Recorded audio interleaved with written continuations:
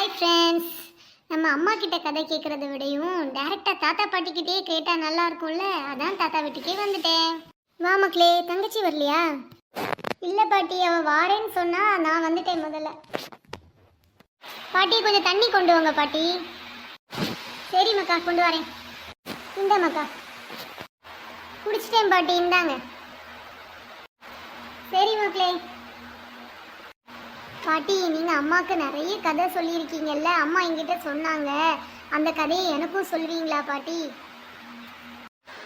கதையை ஆரம்பிச்சிட்டீங்களா? நானும் வந்துட்டேன். நிறைய பேய் ஸ்டோரி அம்மா கிட்ட சொல்லியிருக்கீங்கன்னு அம்மா சொன்னாங்க. ஓ, பேய் கதையா?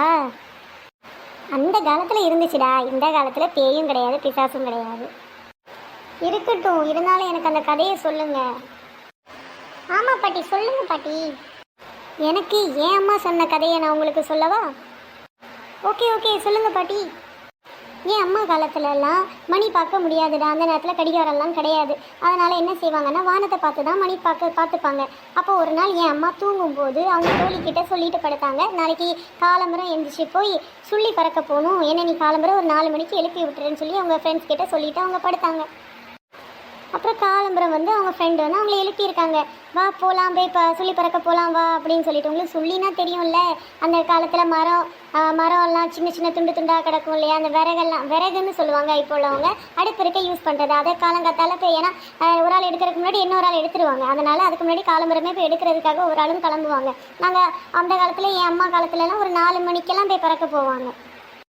அப்போ காலம்பரம் அவங்க எழுப்பியிருக்காங்க, வா போய் பறக்க போகலாம் வா அப்படின்ட்டு. இப்போ இவங்களும் சரின்னு அவங்க கூட கிளம்பி போயிட்டாங்க. கிளம்பி போனப்புறம் தான் இவங்களுக்கு ஒரு டவுட் வந்துச்சு, ஒரே சந்தேகமாக, என்னடா இன்னும் இருட்டாகவே இருக்குது, கொஞ்சம் கூட விடுகிற அந்த இதே வரலையே அப்படின்னு சொல்லி ஒரு சந்தேகத்திலேயே கூட நடந்து போகிறாங்க.